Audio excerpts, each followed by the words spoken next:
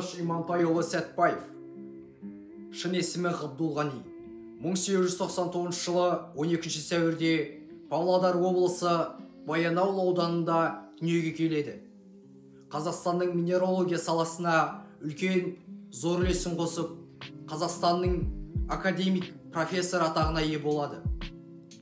Жас сайынан ауыл молдасынан білім алып, кейінірек Шортан ауылындағы 4 жылдық мектепті бар болғаны 3 жылда бітіріп, әрі қарай 1914 жылы мұғалімдер семинариясында 4 жыл өз білімін шыңдап, бастауыш мектептерге білім беру құқығына ие болады.